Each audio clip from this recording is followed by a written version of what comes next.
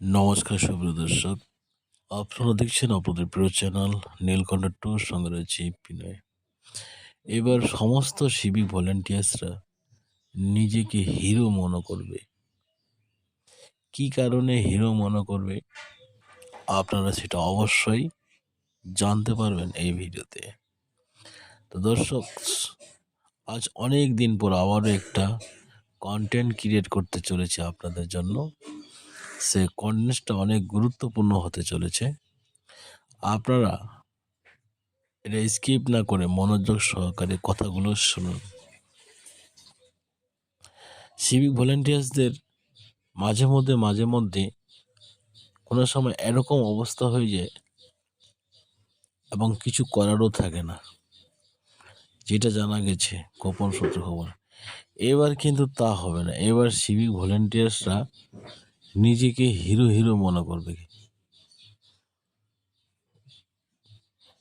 ঠিক আছে,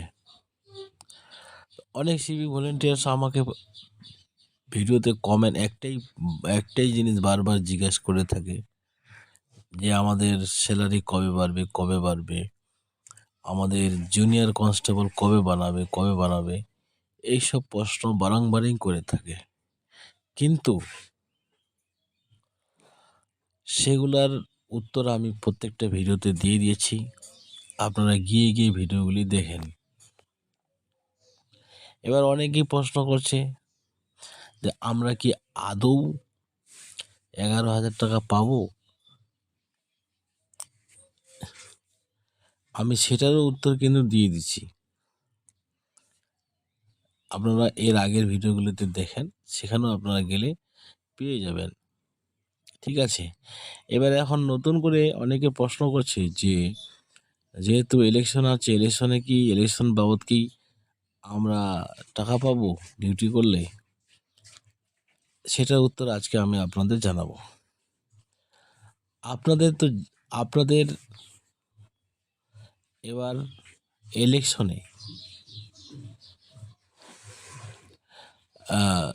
নির্বাচন কমিশনের তরফ থেকে এখন একটা নোটিশ পৌঁছে গেছে প্রত্যেকটা অফিসে, এবং সেই নোটিশে বলা হয়েছে যাতে সিভিক ভলেন্টিয়ার্সরা এবার ভোটের কাজে না ব্যবহার করা হয়। ঠিক আছে, এমনকি 1 দিন 2 দিন না, কন্টিনিউ 5 দিন সিভিক ভলেন্টিয়ার্সদের বাড়িতে থাকার নির্দেশ দেওয়া হচ্ছে। ভোটের আগের দিন থেকে ভোটের পরের দিন, টোটাল 5 দিন। এমনকি সিভিক ভলেন্টিয়ার্সদেরকে যারা যেখানে ডিউটি করত সেখানেও কিন্তু ডিউটি করতে বলা হয়নি। এই 5টা দিন কন্টিনিউ অফ রাখতে বলা হয়েছে, ছুটিতে রাখতে বলা হয়েছে। কিন্তু তাদের যেটা রেমুনারেশন বা পারিশ্রমিক, এটা কিন্তু তারা পেতে থাকবে। এবার হয়তো আপনারা ভাবছেন যে ছুটির খবর পেয়ে আপনারা এটা খুশি হওয়ার কিছু নেই। ঠিক আছে,